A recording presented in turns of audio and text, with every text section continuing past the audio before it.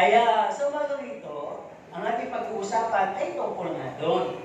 So, inyong basahin sa inyong bahay, ang mga talata na matatagpuan sa Mateo 24:1, verses 1 to 46. Ano po, andun po yung mga bagay na malalaman natin.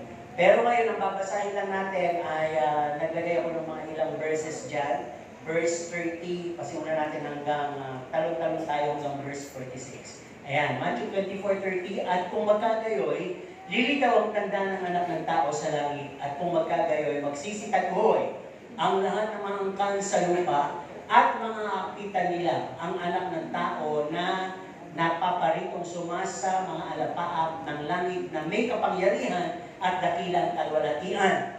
31. At susubihin ng kanyang mga anghel na may matitinding pakaka, yun yung trompeta, at kanilang titipulin ang kanyang mga hinirang mula sa apat na hangin ng sanlibutan, mula sa isang dulo ng langit hanggang sa kabila. 36. Ngunit tungkol sa araw at oras, yan ang key verse natin, ano po? Ngunit tungkol sa araw at oras na yon, walang makakaalam, kahit ang mga anghel sa langit, kahit ang anak, kundi ang ama lamang. 40. Kung magkagayo, isa sa bukid ang dalawang lalaki, ang isa'y kukunin at ang isa'y iiwan. 21. Dalawang babaeng nagsisigilid sa isang gilingan, ang isa'y kukunin at ang isa'y iiwan. Magpuyat nga kayo sapagkat hindi ninyo nalalaman kung anong araw paparito ang inyong Panginoon. 44. Kaya nga kayo'y magsihanda naman sapagkat paparito ang anak ng tao sa oras na hindi ninyo iniisip. 46. Mapalad yung alipin kung dumating ang kanyang Panginoon ay maratnan siyang gayon ang kanyang ginagawa. Ang tanong, tayo po ba'y handa na kung darating ang Panginoon kung susunod na buwan? So, walang makakasagot talaga dyan. So, most Christians of today, kasi pag nabuksan mo sa TikTok, puro yun na yung lalabas, ano po? So, nung nabuksan mo minsan yan, at may nagtanong sa atin na kapatiran natin at kasamahan natin dito, hindi ko na kapangalanan. Hanggang ngayon, nagtatanong siya, marami na rin siyang pinapakita sa aking video, na yun nga, yung mga iba-ibang pastor, tinatalaka ito. So, nakita ko meron itong negro na nagbigay ng prophecy, at ilang bata na rin ng mga negro, nananaginip, ano po, na meron silang nakita kapahayagan na meeting, September 23, 24, either sa 25, tapos biglang sumunod na kapahayagan ay rapture, sabi gano'n. Kaya umiyak yung mga bata yun, nananaginip. May nanaginip pa dito? Kasi pwede managinip dahil nakita nyo. Tama po ba? At yun ang definisyon ng panaginip. Kaya ka nananaginip ay dahil sa mga narinig mo, napanood mo, at kung yung relevant, ay isip mo kasi palagi, itutuloy yan sa iyong panaginip. Ano po? So, hindi yun ang basihan. Tingnan natin. Ang sabi nga dito, obviously kasi, ano po, na ang mga Israelite ay talagang in observance of the Feast of the Trumpet this coming September. Ano po? At yun talaga yung event. Kung sa kung event na yan, kung i-pertain natin sa Bagyo, yung event sa Israel ay signal number 5. Pero sa atin, o lalo na sa mga Asian na country, yung event ay signal number 1 lang. Hindi natin masyadong dama. Kasi yung talagang lahat ng event o patungkol sa time clock ng mundo ay nakabase sa event ng Israel. So lahat ng hula ng mga nasa Bible nagaganap na po. Di ba kailan lang meron silang inalay na baka ngayon na kulay pula, balahibo. Parang sample pa lang yun. Pero hindi pa siya yung dalisa, hindi pa siya yung puro dahil may nakitaan siya ng balahibong itim. Dapat talaga yung balahibo niya ay pure maroon o red, parang gano'n. Ano po? Kaya sample po yun, ang mga talaga pinaghahandaan na. So yung templo, ang sabi, yung templo yun na parang last templo na binubuo, mabilis lang yun mabuo. Ano po, dumating ang Panginoon, mga ilang, walang sabon, buo na agad yun, nandun na ang lahat yung gamit. Ano po? So, lahat, obviously, the signs are all happening. Dito na lang sa atin, yung world situation are getting worse and evil. Lahat po yan, injustice, Yung mga korupsyon, kasama po yan kasi yan ang papasama sa kalagayan ng mundo. At yan din ang mga task na inihahanda na isosolve ni Antichrist. Yung kagutom, yung graft and corruption, yung disunity ng mundo, yung gera, at magkakaroon ng universal chaos dahil maraming mawawala. Magtataka, magkakagulo, maraming iiyak, tatagoy. At si Antichrist lang ang makakasolve nun. Sa pangyayari yun, biglang papayapa ang mundo. Mawawala yung pagdaramdam, mawawala yung takot, mawawala yung pataasan, mawawala yung kanya-kanya. Mapagkakaisa niya ang lahat ng rulers, leaders, king, etc. ng buong mundo. At siya yung hahangaan at titingalain. Po, kaya isosolve niya yun. Ngayon, yung mga baguhang Kristiyano are all excited. Sila yung nagsisipag at maaaring sinasabi ng iba, yan na yung sinasabing may nahuling mauuna. Kailan lang kayo naligtas, pero darating lang ang Panginoon. Kaya, kung makakasama kayo sa pagbabalik, tuloy lang ang paglilingkod. At meron din akong mga scoffers. At itong scoffers, ito yung bulong ng bulong na mga Kristiyanong matagal na maaaring nauna, na maaaring mahuli. Dahil sila yung mga Kristiyano na, kasi may tinanong ako kanina buhay na ba kayo noong 1988? Sino yung buhay na noong 1988? Di ba nabalita na rin na rapture will occur in 1988? Inabangan natin yun September, in between September and October, may mga libro pang pumalat yun. Na ibenta ng 150 per book. Ang sabi doon, 88 reasons why rapture will occur on 1988. O tila nyo, may 88 reasons. At si dati na bilang pastor, pinag-aralan niyo yung 88 reasons. Tumpak naman talaga, detail. But at the latter part, nalito na rin siya sa kakakompute. Ngayon, ganun din yung sinabi ng libro.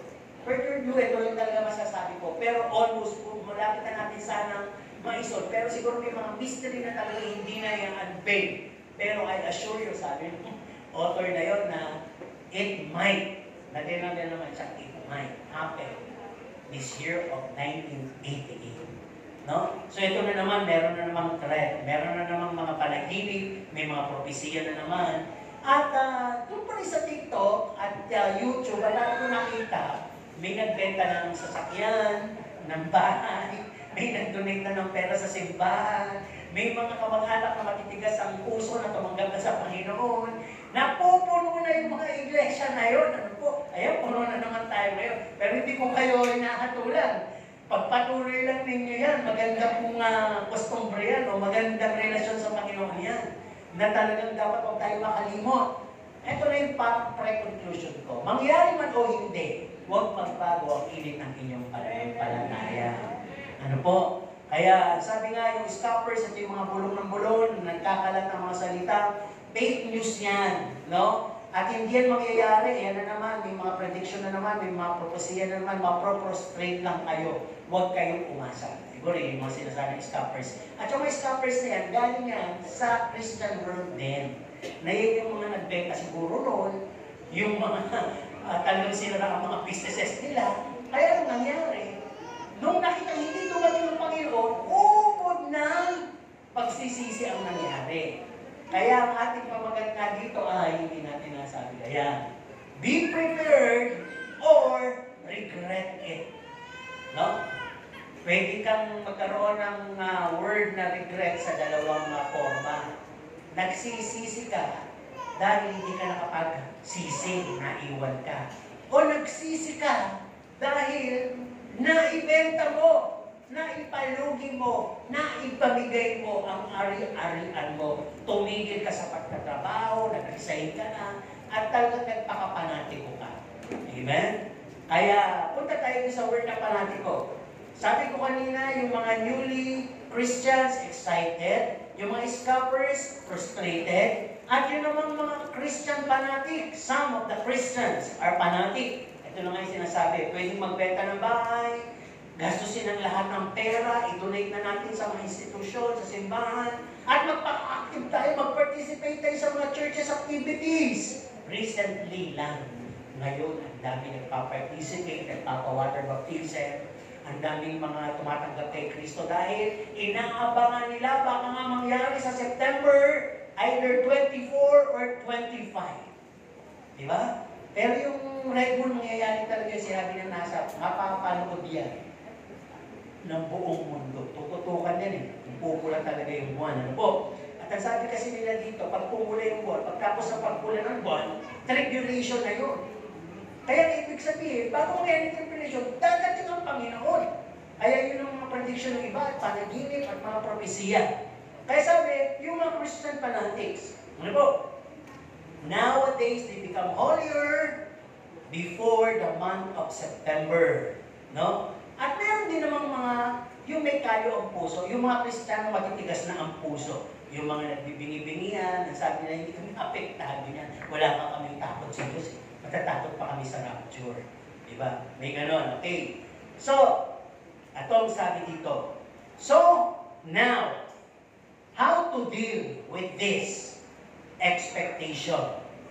Paano ba natin i-deal itong ganitong para bang may paparating na mangyayari kaya o hindi? No? I want you to know na kung totoo na mangyayari yan, this coming September, hindi ko kayo hinahatulan at ang sarili ko. But I assure, hindi pa tayo makakasama. Alam niyo kung bakit bibigyan ko ng mga rason. Bakit tayo hindi makakasama? None of us could be included and to be taken up. No? Bakit? Kasi sabi dito, our present works, ministries, isn't satisfying for the Lord. Hindi pa po nakakasatisfy yung work natin sa ating Panginoon. Yung pagdalo, hindi pa po yan. Pagbibigay, hindi pa po yan. Pag-ibig, hindi pa po yan. Bakit? Dapat genuine lahat yan. Kasi hindi dapat na kaya mo lang gawin. Dapat may puso kung ginagawa mo. Tama po ba? Kasi sabi naman, di ba, Pastor, imitate Christ. Kaya lahat ng ginawa niya, ini-imitate ko. Tamang ginagaya mo. Pero taos ba sa puso mo o napipilitan ka na? Di ba? Napakaraming definition of obedience.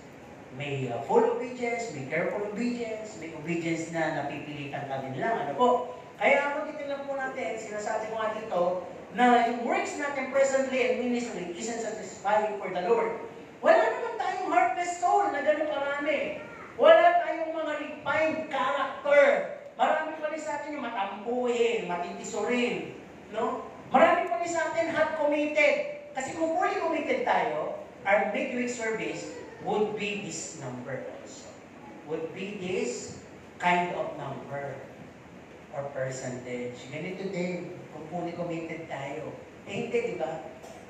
Ang hirap sundin yung Hebrews 10:25, huwag niyong pabayanan ang mga pagkakaipon. Di ba? Ilan na yung nag-attentate doon? Ano po? Kaya sabi, pangalawa, we are much of this world just like in the days of Noah. Hindi tayo makakasama dahil para tayo nasa panahon ni Noah, mas pinapahalaga natin yung mga bagay sa sanglibutan. Trabaho, pera, kasikatan, koneksyon, ano pa, pagpapayaman, mga dreams, ambition sa buhay. Ano po, walang handang sumama talaga. At ang sabi din, our fellowship nowadays churches are umiikot lamang sa self-pleasures and cravings. Masaya ka sa fellowship mo sa loob dahil merong mga ibigan dito na kayo lang talaga yung nagkakaintindihan. Napaka-mutual ninyo. Pero hindi nyo na ma-apply sa lahat dito. Hindi masama.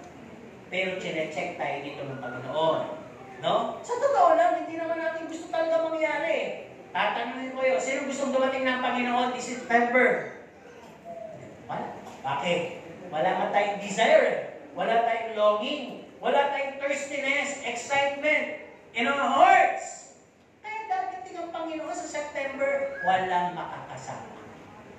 Kasi wala sa puso natin yung nagnanasa tayo.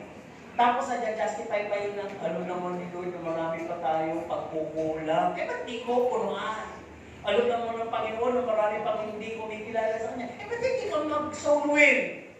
Alam naman ng Panginoon na di paligtas yung asawa mo. Ba't hindi ka mabuhay na may patotoo sa asawa mo? Di ba? Pinatatagal mo pa rin yung mga sitwasyon na yun.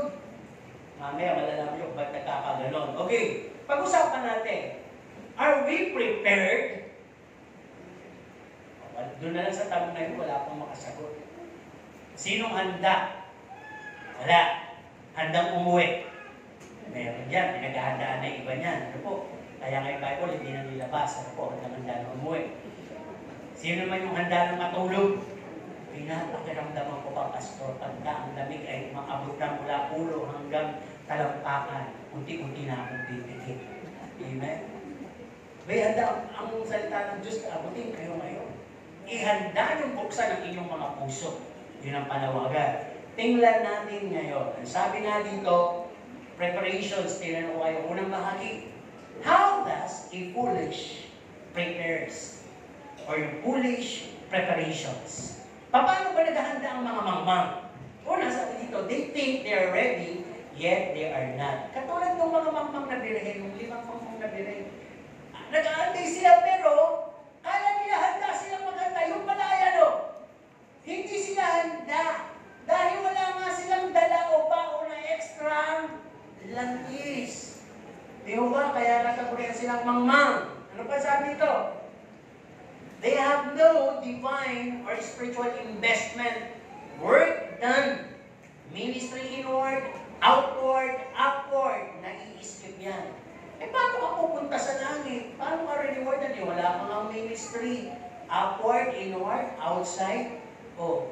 Tapos sabi ng mangmang, handa siya. Yung mangmang na yun na nagsasabing handa siya, ang sabi nagpapakataba siya sa pakikinig ng salita ng Diyos, pero walang application. Maring sabi niya, Amen! Ang ganda ng salita ng Diyos. Amen! Ang ganda ng salita ni Pastor. Amen! Ang ganda nung narinig ko sa radyo. Amen! Ang ganda nung nabasa ko ng libro. Nakaka-bless talaga yung mga revival. Nakaka-bless talaga yung mga crusade. Pero ni isa doon, walang na-apply. Nagagandahan lang. O pwede din overloaded. Learning a lot, pero hindi nag-e-exam.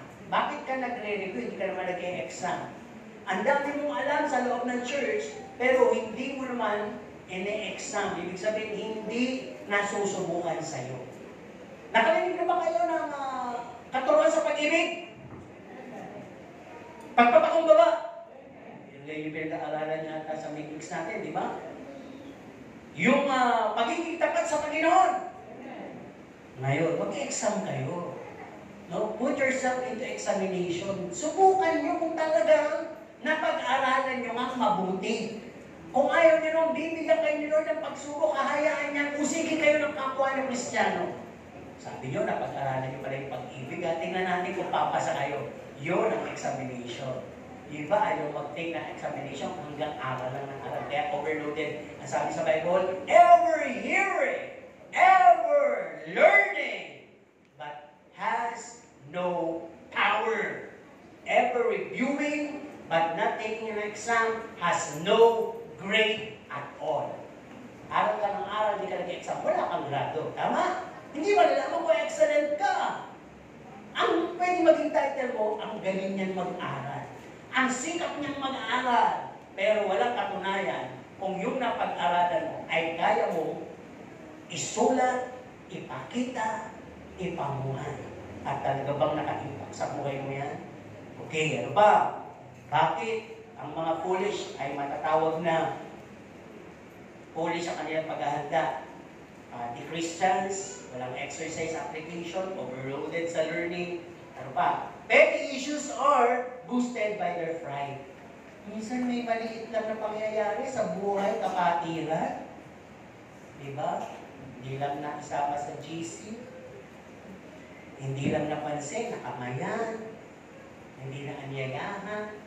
Para bang nalagpasan ng tingin, nahirapan, galit na.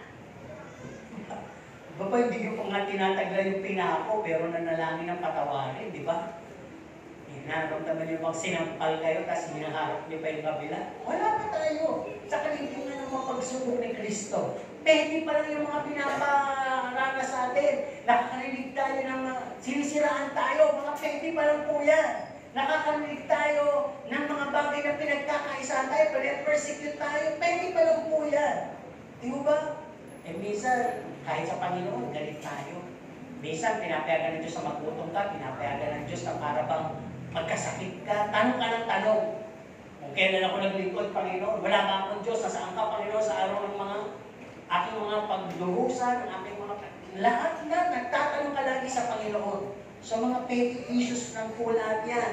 Ang sabi kong hindi mo dadanasin yan, how can you say that you are partaking some of Christ's pain and sufferings? Then, how could you be rewarded up in heaven? Dahil ang Polish preparation, ang gusto lang ng mga Polish, kilalanin si Kristo at isang araw makasama sa rapture. Hindi po pwede. Ano po? Ano pa? Polish preparations pa rin tayo. Bigyan natin ng ilustrasyon. Sino dito yung pagka-fiesta ay naghahanda o birthday naghahanda? Walang masama. Kaya ko yung tinatanong para maramdaman niyo yung gusto kong sabihin. Kung kayo naghanda sa fiesta o birthday niyo at inaasahan niyo ang mga mahal niyo sa buhay, ang mga kaibigan niyo na inayaan ay darating pero hindi dumating. Ano kaya ang pakiramdam sa dami ng inihanda mo? Lungkot lang ba? Ano pa? Ha? Lungkot, tampo, ano pa? Panghihinayang, ano pa? Meron pang ano yan, yung paghiganti sa susunod, hindi na kita talaga iimbita. Hindi, okay, ganun yan eh. Ano ba? Merong, tulala, pagkatulala. Lalo kung wala kang rep, di ba? Okay, ulit tayo dito. Alis sa fiesta, imbita na. Tuloy tayo dito. Ilustrasyon lang ito sinasabi. Kung kayo naman, kumakalat kayo sa main topic natin eh. Kung hindi sila dumating sa fiesta nyo, puno-puno kayo ngayon ng pagsisisi. No? Pag-usapan natin ngayon yung rebound effect. Yung epekto nito ngayon. Halimbawa, hindi nga dumating ang Panginoon sa September. Ano kaya ang magiging rebound nito sa buhay ng mga umaasa sa mga Kristiyano na darating ang Panginoon sa September? Mag-survey muna tayo. Dadating na ang Panginoon sa September. Sinong naniniwala? Taas ang kamay. Wala. Walang kasama. Dito, mahirap na, Pastor. Pagtaas ako, pagtawanan ako ng lahat. Opinion nyo lang naman. Dito, talagang wala.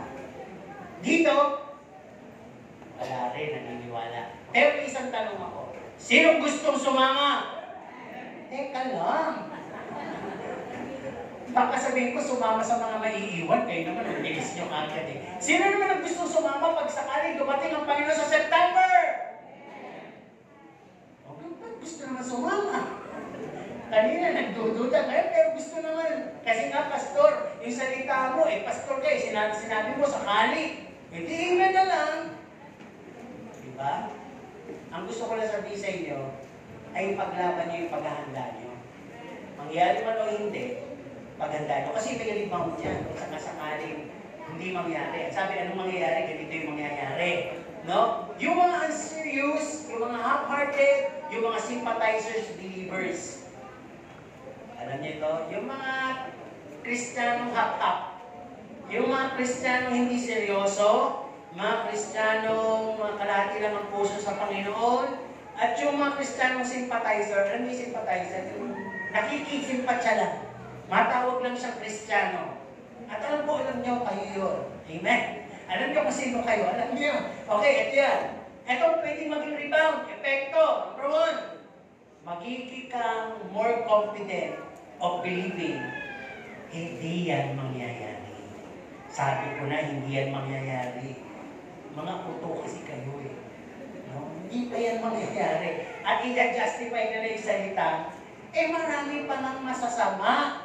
Ililigtas ng Diyos yan kasi nga ang Diyos ay Diyos ng pag-ibig. Kaya hindi pa talaga Dadating yan. Yan ang pwedeng maging lipaw sa puso nyo at isip nyo. Kaya iba, ganito na mangyayari. Pangalawa, makabalik na nga sa lumang kinakasanayan. Practice ng buhay. Lalo kang sasama ngayon, di ba? Magkukumit ka lalo ng kasalanan, lalo ka na namang magiging makamundo, at ibabalik mo na naman yung mga dream at ambition mo na maging mayaman, sikat, at makapangyarihan. Amen? Hindi naman dumating eh. Tagal na, panahon pa ng alagad, dadating daw. Maaring sa likod ng isip mo, sinasabi mo, kinalimutan na tayo ng Diyos. No? Parang mundo-mundo, pwede mo na, may Diyos ba talaga? Ako, pastor na minsan, nililipyo ko yun. Lalo na pag iniisip ko, ano ba talaga nangyari? Nandun na siya. Saan mo siya talaga nang galing? Sino lumikas? Ano bigas? Pero nililipyo ko yung isip ko. Mapanatag ka. May mga bagay na hindi mo na dapat pusisain, mga bagay na tungkol lang sa Panginoon lang. Yung pag gano'n panatag na ako ulit.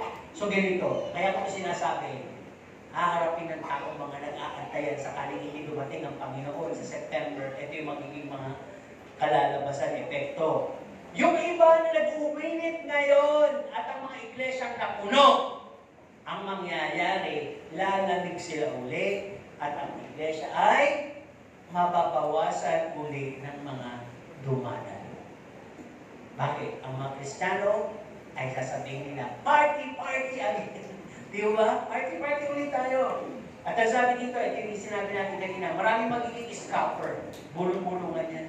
Sabi ko na sa iyo, hindi dadating eh. Noong 1988 yan, ganyan na rin yan.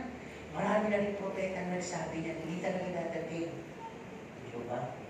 Kaya nasabi dito, ang pinakamasamang rebound, yung iba sa inyo, dahil sa haba ng panahon ng pag-aantay, maaaring matisod na, maligaw na, at mamatay na spiritually. Meron po kayong mga kilala kapatiran natin na hindi na sila nagpapatuloy. Ang sabi nila, nakikinig naman kami. May mga na-encounter kayo gano'n? Di ba? Meron pang nagsabing, mabuti pa siguro nasa bahay na lang. Kasi pag nandiyan po, natitisod ako sa nakikita. Ang sabi naman po sa Bible, di ba? Hindi sa pag-reliyon. Ang sabi po sa Bible, kung gusto mong maging magpalapit ka sa Diyos, ay pumasok sa iyo sila at ito'y manalangin na lang na taus-puso. Kinupronta ako ng isang kapatiran na gano'n, mula na sinabi, the following Sunday, ang namatay, hindi na tumagal. Matitisulan niya kasi siya. Kaya nakahanap siya ng verse na mali naman ang kanyang pagkaka-interpret. Di ba? Sabi niya, Pastor, puro naman English, kinakanta. Dinagalog natin. Na natututuloy ako magkagalog ng kanta. Pastor, ba't tinagalog mo ng lahat? Baka naman magalit yung mga kabataan na mahilig sa Ingles. Pastor, ang init dito. Kaya ako inuubo. Nilagyan ko ng electric fan doon sa tapat niya mismo. Nana, kaya na ko yung electric fan. Ay, ito, inuubo ko. Natuyuan ako ng pawis. Nagdadalo kami meron siyang braso. Tapos ang dami niya nakikita yung mga natutulog, nakikita yung mga nakaupo kasi sa likod. Kaya nung minsan nakakabasa, pinakita talaga sa akin, Pastor, wala pala sa pag-release dyan, pagdalo-dalo parang nag-release ka lang. Ang pinakamainam pala ay yung nasa puso mo. No? Na talagang pumasok na lang sa iyong silig at manalangin, wala ka pang nakita, hindi ka pa natisod. Kaya magmula, hindi nagpaalam, hindi na nga dumalo. Ganun na yung ginawa. Hanggang ang balitaan namin, namatay na, hindi na rin nagpatawag, di ba? Kaya, wala tayong magagawa. Kaya sabi nga, ang maaari ng iba sa inyo ay matisod, maligaw, at mawala sa kanyang spiritual mind. Alam ba ang pag-usapan natin? Kung kami na, may mga mangmang na naghahanda kaya ang mga matatalino? Tatlo lang ba? Matatalino? Sino matatalino? Naghahanda ba ang matatalino? Nag-aaral pa ba ang matatalino? Nagpapayawang pa ba ang matatalino? May ibig! Ay, matalino ka nga, kaya yayabang ka. Bakit lahat ka naisip nyo, isang rapture na? Okay, tuloy tayo. How the wise virgins prepared. Ito na lang pag-usapan natin. Habang hinihintay yung kanilang kasintahang lalaki. they come and waited, prepared. Huwag na natin sila pag-usapan. Ang ibig sabihin ng mga bilhin ito, iglesia. Yung church life ninyo, nandito kayo ngayon, habang nandito tayo, nag-iintay tayo sa bridegroom kay Jesus Christ. Ang church ay tinatawag na kasintahan. At habang wala pa yung ating kasintahan na si Jesus, napakakasalan ang virgin and church, ay kinakailangan nagpapakadalisay tayo dito. Diba, tinalay tayo sa inyo, tradisyon ng Israel, habang nag-aantay yung babae, literally, physically, nagpapahid siya ng olive oil na may asin para mawala yung mga dead skin cells niya at maging makintab siya sa harap ng kanyang kasintahan. Dahil sa more lightning ang kasal niya, dapat maging radiant siya pag nasinagan siya ng buwan. O, diba? Kasi nasa loob pa siya ng parang kulambo na ipaparade eh. Sasalubungin yung yung tinatawag na kasindahan, dapat naglulumining siya because of the olive oil. Ay, ibig sabihin nun, habang nandito kayo sa church life nyo, just keep holy and righteous as we wait.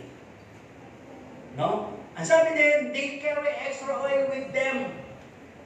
No? Ang ibig sabihin, habang nag-aantay tayo dito, hayaan natin ang Holy Spirit ay laging nasa buhay natin. Bigyan natin siya ng hindi lang extra service sa buhay natin, total service sa buhay natin. Alam po ba ninyo may minister ng Holy Spirit?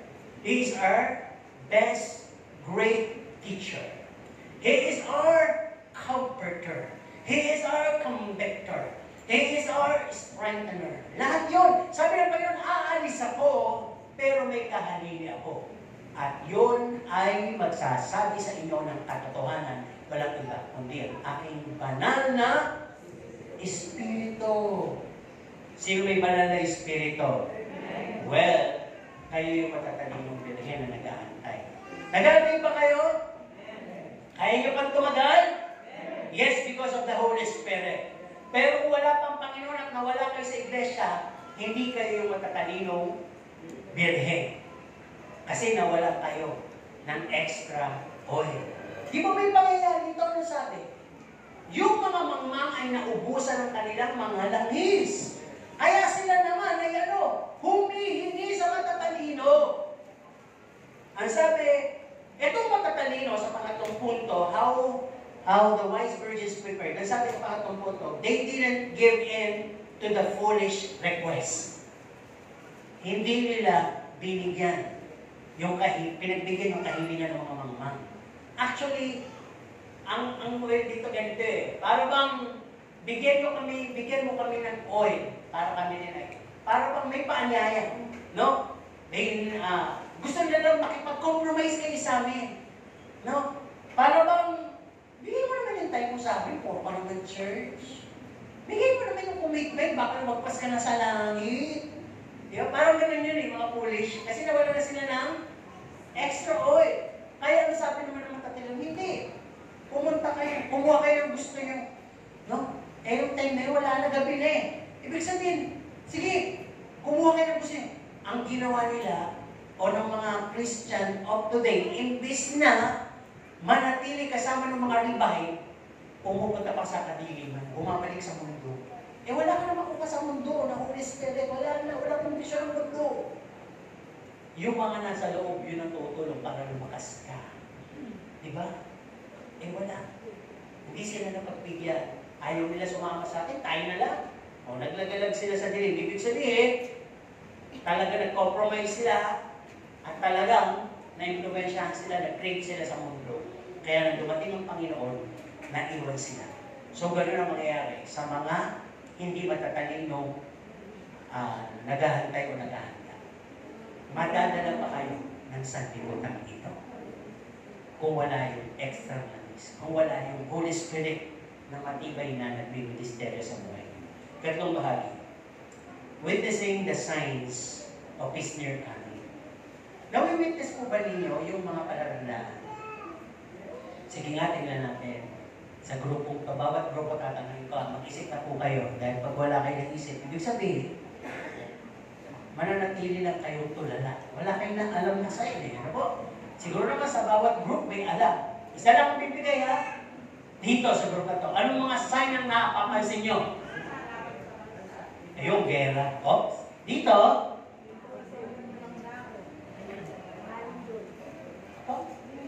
Lindol. Sila, gera. Dito, lumilindol. Dito, paano itong grupo na to? Ano? Anak laban sa magulang. Oh, lumalaban yung mga palatandaan. Ano ba? Dito naman. Ayun, tama naman yun. Ang mga tao ay magiging maibigay sa kanilang sarili. Selfish, money lovers, not seekers of God. Ang hinahanap yung pleasure ng mundo, hindi na ang Diyos. Tama naman yung mga yun. Kaya, tingnan natin. Sa surroundings, sasabi, gera, kagutom, kahirapan, lindol, at yung event sa Israel in general. Sa churches, ang palatandaan, marami ang manlalamig, magkakaiwa-hiwalay, magkakaroon ng betrayal. Alam niyo yung betrayal? Pumapasok din yung chinichismis ka, betrayal yun. Yung tinatawag na para bang pinagsisekretohan ka, yung inuuto ka, yun, betrayal din yun. Papasok dito yung mga false pastors, teachers, leaders, prophet. Nangyayari na po yun. May mga pastor na ayaw nilang talakayin yung rapture. Huwag daw tinatakot ang tao. Diba? Marami na rin kung ano yung mga nasa doktrinang tama na inaalis na ng mga false pastors. May mga false leaders din. Ano po? Na ang kanilang sarilang binabantilan, may mga false prophet din. Nagkalat yan. Yung ibang weird, sinasabi nila sila si Kristo. Diba? Yung isa na nga nakulong. Ano po? Yung isa naman namatay na. Ano po? Yung malalaking samaan yan. At yung iba naman, yung maliliit na mga propeta, ito yung nakikipag-ugnayan sa mga relasyon lang. Yung mahilig maghuhula ng buhay mo, ng mangyayari sa buhay mo, huwag kayo maniwala doon, walang ganun. Ang prophecy ay binibigay in general to edify. Ngayon, ito lang naging exclusive sa mga propeta ng unang panahon. Mga propeta talaga ng Diyos. Pero this modern, walang binanggit na modern propeta. Ang propeta in general lang dito sa church ay yung nag-i-speaking tongues sa bibigay ng mga propesya o to edify the church. Kaya nga hindi naman sinabi ng panahon ng Old Testament na rampant ang false prophet doon. Ngayon, rampant. Ngayon. Kaya mag-ingat tayo dyan. Sa churches din, maraming weaknesses. Pwede na lahat. No? Kahit na mga maling relasyon, pinapayagan, nagsasama ay hindi nakasal, nagkakaroon ng mga tinatawag na immoralities in general. Ayoko nang banggitin. Science yan. At ang lagi sinasabi ng mga pastors nila, have mercy. We are all of God's grace, subject to God's grace.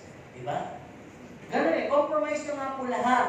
At sa sarili, sinabi nga kanina, magkakaroon ng mga palatandaan na merong lovers of yourself, lordship, lover of money, pleasure, hard-headed, matitigas ang ulo, lumalaban sa magulang, worldly attached.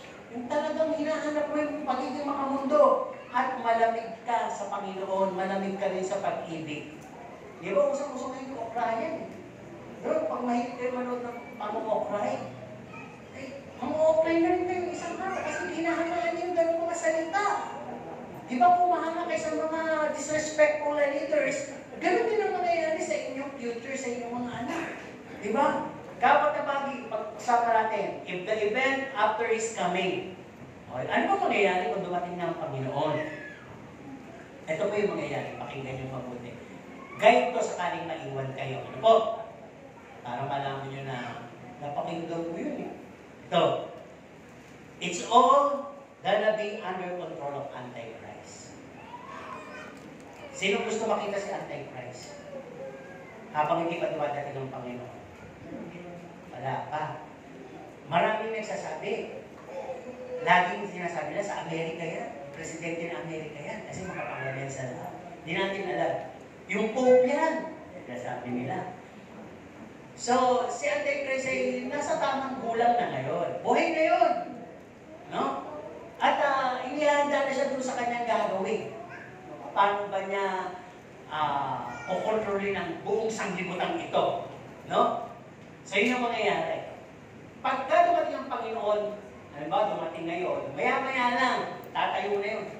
Pipirma na yun ng peace treaty. At ang buong mundo biglang papayapa sa kanyang appeal, sa kanyang sasabihin. At kung sakaling naiwan kayo, yung pipirma, yun si Antichrist. Hindi naman niya sasabihin, ako si Antichrist. Wala sasabihin gano'n. Basta kung sino yung leader na tatayo para pamunuan ng buong sanglibutan, yun na po yun. Wala namang sasabihin, magpapakilala na, nag-rapture na, no? O, ako si Antichrist, ha? Hindi nyo, walang gano'n. Doon nyo lang makikita, mawi-witness nyo, maiwan kayo, pipirma yun. At ang mangyayari, no? Hindi lang tayo tungkol doon sa pangyayari. Halo na po to.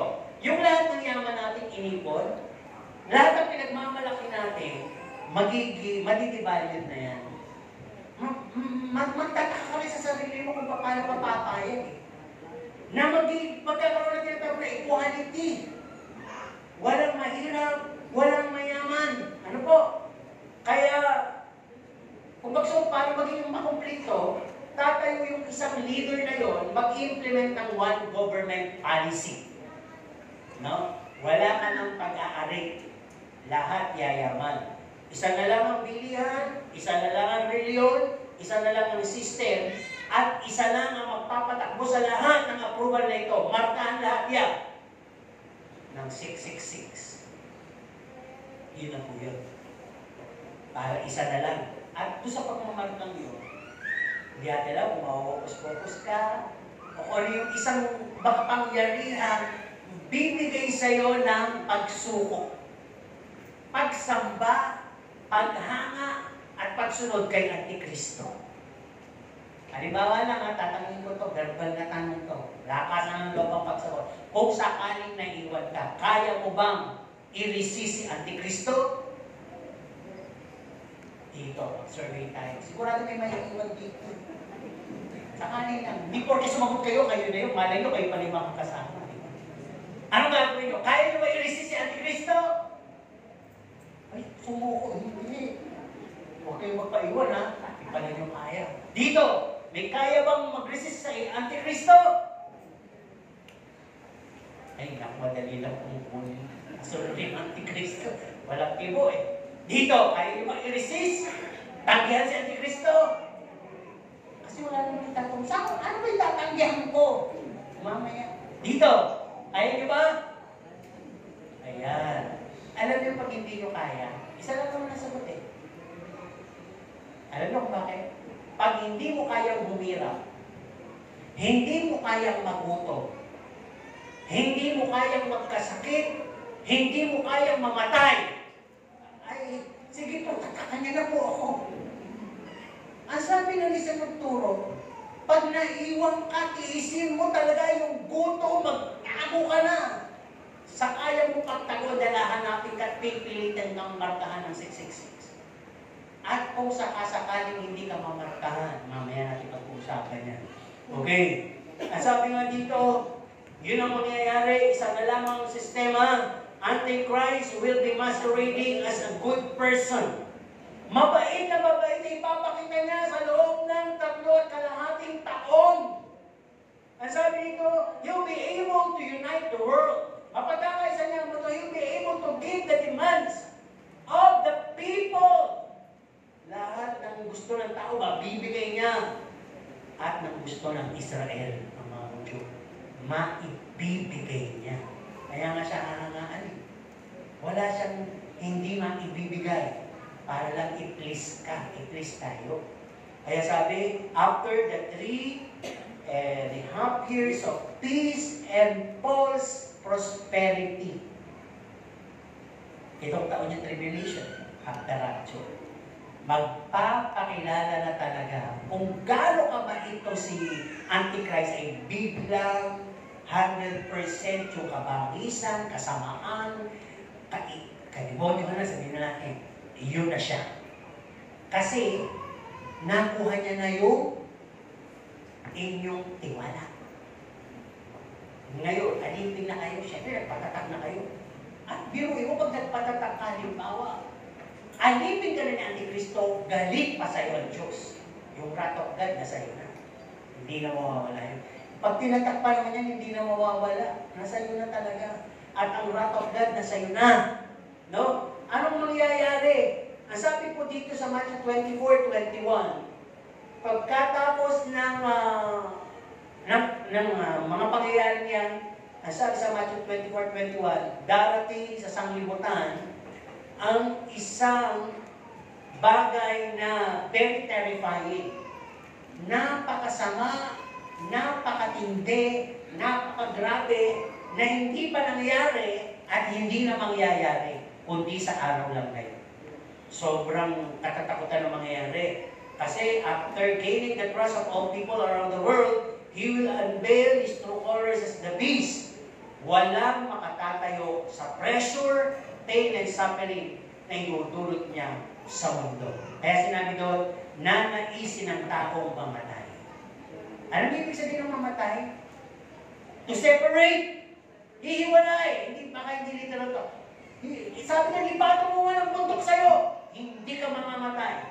Lalo na may tatak, hindi ka na mahihiwalay sa ibibigay na pagturo sa sa'yo. Magbigyan tayo ng isang, di ba 21 yung salot? May 21 na salot na mangyayari. Hindi ko alam kung kasabay ng tribulation o after tribulation. Tingnan natin Revelation 9:3-11. Ano? Pero hindi ko na babasahin yan. I-paraphrase ko lang. Ang sabi dito, paano ka nga dito makakataka sa mga sufferings na to? According to Revelation 9:3-11, no? Isa lang ito sa mga salot. Ang sabi doon, no? May lalabas, kapag bumuka na yung lupa, may lalabas. Ang sabi, mananakit na kagaya ng isang eskorpion, no? At binigyan siya ng utos na huwag sisirain ng damo, ang puno o halaman, kundi sakta ng mga tao walang tatak ng Diyos sa loob. No? At ang sabi, hindi papatayin ng tao, kundi parurusahan, pahihirapan sa loob ng 5 buwan. Kasi yung sakit ng eskorpion ang tusok sa kanila. Torture. Diba? Bigyan natin, sino ba yung mga to? Ano ba yung itsura nitong mga manunorture na to? Ang itsura nila, sabi nila yun paganay ng imagination. Parang mga kabayo na nakahanda sa labanan. Matitikas yan. May gold na korona sa ulo, mukhang tao, may buhok babae, ngunit may ngipin na gaya ng leon. Ano yun na? Imagine nyo na. Suot na bakal ng armor. Ang ingay ng pakpak nila ay ingay ng chariot. May pakpak. Ang buntot nila nakatusok na, may buntot na nakatusok gaya ng scorpio.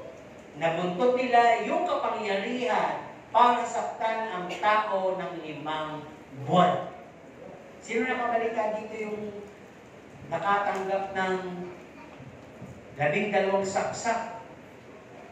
31 saksak. Di ba pagka namatay sa karaming saksak? Siyempre, maubos dugo. Yung matusok ka ng scorpio, ano kaya pwede mangyari sa'yo?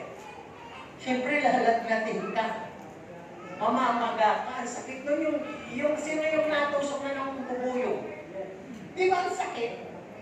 Ang sakit ang hapdi. Yung natusok ka nga lang ng ulo ng hipon, kahit patay na yun ang kate. Sobrang kate. Di ba? Ibig sabihin may sting, may kamandag. Ngayon, ang magandang balita dyan, 5 buwan. Siguro kung nakita ka, hindi ka napakatakbo. Sige, tusok. Buntot ka, ganyan. Saan ka tatakbo? Sige, di sa habang tumatakbo ka. Tinutos. 5 buwan ka na tumatakbo. Walang kain, walang tubig. Walang tusok-tusok ka na, bagang-maga ka na. Iba na yung tsura mo sa mata, pero hindi ka namamatay.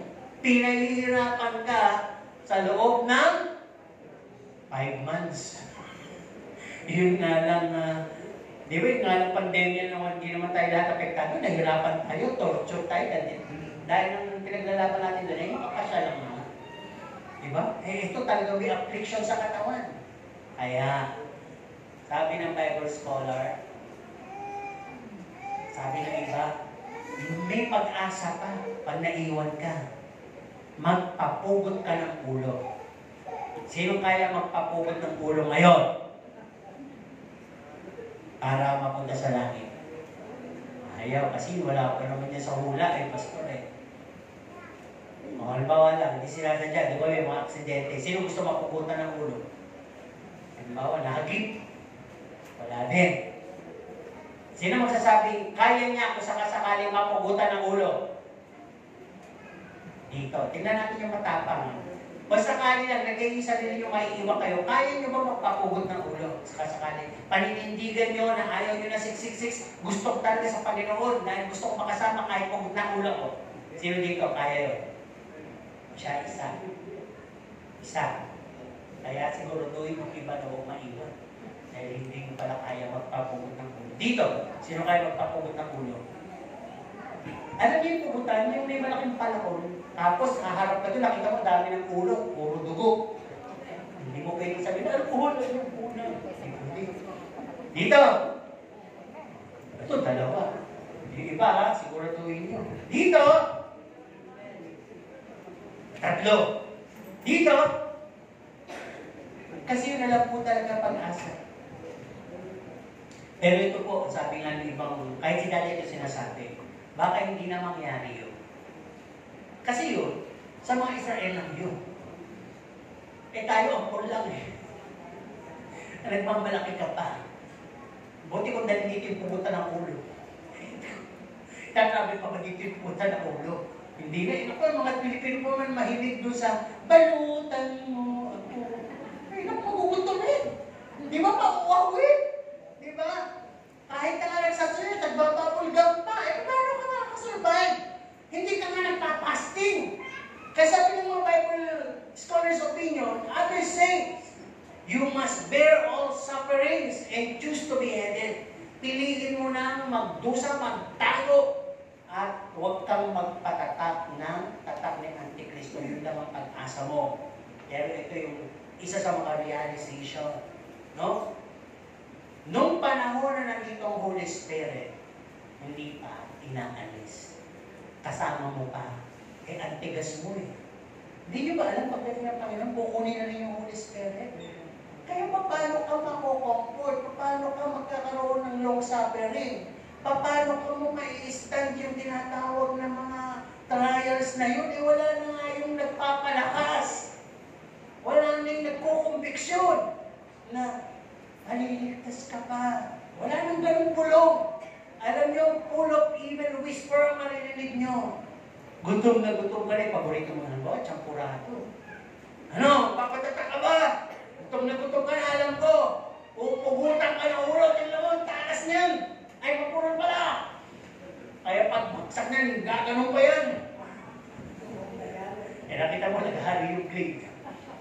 Alam siyempre nila. Alam ko kayo na ano. Mamili ka. Pugot. O champurado may tuyo. Mamamay talaga yung kuko. Ano gagawin? Ayaw mo ba na tanggihan yung champurado? Pwede ko pati pa si Auntie kay sa eksena, may dalang kutsara. O susubuhan na kita. Magpatata ka lang. Dahil mahal kita Ayaw ko niya, pukot ka na ulo. Ayan, sa inyo na tuyo na yan. Bagong huli, pataan pa yan. Papapugot. Kasi nangyari yan, di ba? Si Elijah, pinagpalit yung, hindi si Elijah, yung magkapatid, si Elias, si Esau at si Jacob. Yun na si Esau, pinagpalit dahil sa gutom. Yung kahalaga ng pagiging panganay. Naamoy niya Amoy aso. Mabukupan mo ng aso, di ba? Pag yung dumi ng aso, sinigang mo, mabango, amoy tapa. Subukan nyo. Kanin na lang ang kulang.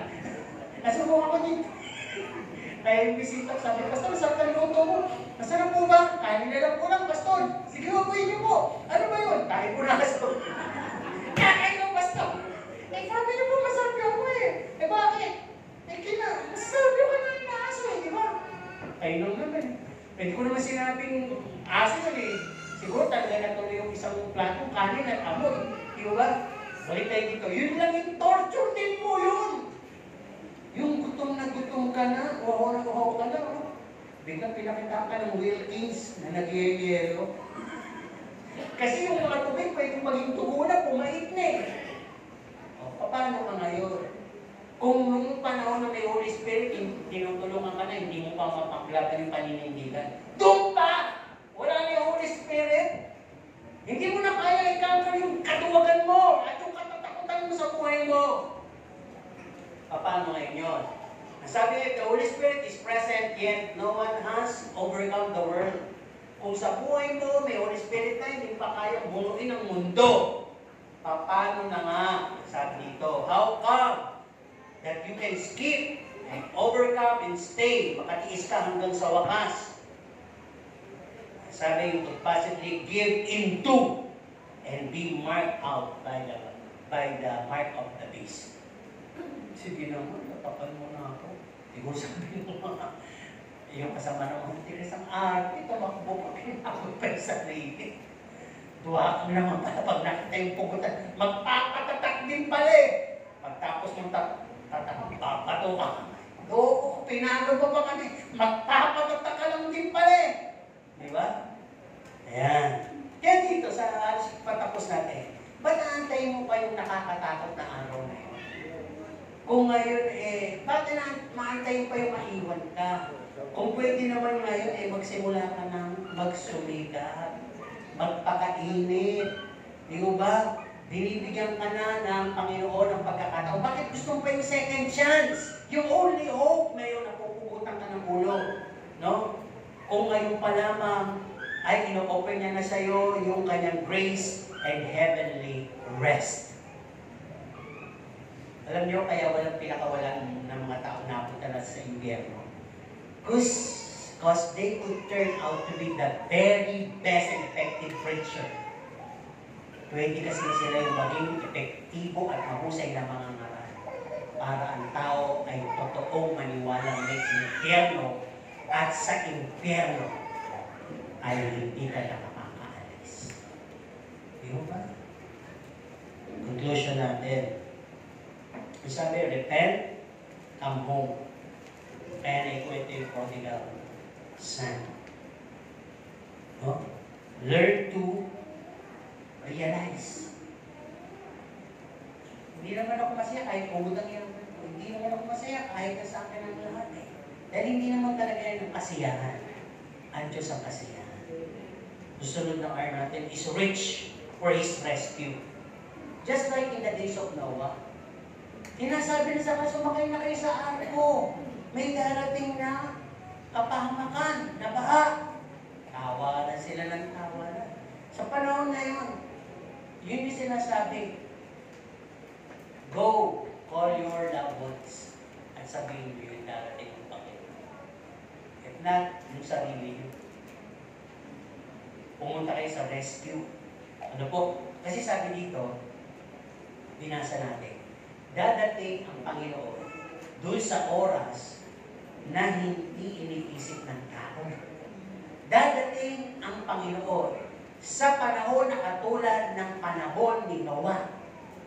Ang tao'y masaya sa larangan ng pagkain, sex, pakikisama, karamihan, kasikatan, kapangyarihan, lahat yun. Yun ang magpo-poison para hindi mo nahanapin ang Diyos. Saka siya dadating. At ang nakakatakot, kung yun ay sa sekular, meron din makakasamang mga Kristiyano doon sa ganung pagkakalango na pagkakahumaling sa mundo. Kaya ang isang panawagan dito, be restored. Isipin mo, niredeem ka rin. Binayaran na ng Diyos yung pagkakasala mo para makasama ka sa pagbabalik niya. Ba't kinakailangan bumalik pa doon? At pag nangyari lahat yung repent, rich and restored, yung pang-apat na R is, and be rewarded. Alam niyo kung reward? Yung makasama ka sa pagbabalik ng Panginoon at masabi ng Panginoon pagdating mo sa langit na bayan, welcome home, my child and my faithful servant. Sabi niya, anak kita, pero tapat kang alipin. Hindi mo pinagmalaking paligid, anak. Gumawa ka kasi. At ang ginawa mo ay katulad ng sa ginawa ng aking anak. No? Isa pa natin conclusion. Whether be mangyari sa September 24, either 25, yung rapture, o hindi. Maganda lang tayo. Stop criticizing yung mga nag-practicing, yung mga nananagiling, yung mga nakikita natin dyan sa TikTok na, syempre, relevant issue. Ang daming tumatalakay. Ang daming sumasakay doon sa mga bagay na yun. Hayaan natin sila. Hayaan natin sila. Maring nga natin, ibinigay na. Di ba? Basta ang maganda sa sarili mo, ay handa ka. Kasi sabi ko, sila pang nagsasabi na darating ng Panginoon, sila po yung talagang bingin. Di ba? Ibig sabihin, para bang magaling ka lang doon sa repent, pero ikaw pa lang itong makasalanan. Magaling ka lang doon sa darating ng Panginoon, pero ikaw pa lang itong hindi handa. Magaling ka lang doon sa mahalin natin sila, pero ikaw pa lang itong hindi marunong mahal. Balik tayo sa sarili. Huwag natin pakialaman yung iba. Kung kaya natin magbigay sa ating kapwa, yung pagpapalakas, hamon. At yung buhay natin, i-reflect natin para sila din po ay makaso. Ano po? Kaya, sabi, Christ coming is at hand. Just be prepared. Andiyan po kasi talaga lahat ng signs na nangyayari. Hinog na kumbaga. Nakita na kayo ng buwang hinog, ano sabi nyo? Loves, kunin mo na, papaksak na yan, hinog na eh. Diba? Anong ganun? Hinog na. Baka nga wala pang September 24, 25, dumating na eh. Baka sa katapusan ng malay, August 31 sa linggo. Diba? Kaya maganda lang kayo. Pwede maunahan yung mga hulang yan. Kasi, pwede nyo kasing mauwi kayo sa pagiging judgmental ako. Ako, nagpa-promise sila ganyan, huwag tayo basta naniniwala yan. Minsan maganda rin yung may ganyan eh, para mapaalalahanan tayo eh. Diba? Marami naman talagang takot maiwan eh. Kaya tingnan nyo, lahat ng churches ngayon, makikita nyo kahit sa TikTok, tinatalaki nila, puno. Totoo naman yun eh. Kasi ayaw ng tao maiwan. Pero kung dadating ang Panginoon, kaya magsumikap tayo, doon sa araw na yun, hindi po tayo qualified. Kasi just to know ourselves, siguro, hindi ko sinasabing extreme na gawin nyo to. Kung detach ka na talaga sa mundo, at wala nang kapangyarihan ng mundo sa iyo, tungkol doon sa kagad na payamanin ka, kagad na bigyan ka ng kapangyarihan, ng posisyon, kagad ng mundo sa iyo, na bigyan ka ng kung ano-ano, at nandun ka pa, na nararabis ka ng masyado ng kagad ng mundo, hindi ka talaga makakasama. Mauulil ka eh, di ba? Pero kung talagang sasama ka, andyan man yung yaman mo, hindi na siya mahalaga sa iyo. Naghahanda ka. Hindi ka naman panatiko na pamigay na yan, hindi. Basta, as is na yan. Pero hindi yan ang magpapanatili sa akin para ang aking pag-aantay at paninindigan sa aking pananampalataya ay lumabing o makako. Ito buhay ko, handa ako at nag-aantay ako sa pagbabalik ng aking Panginoon.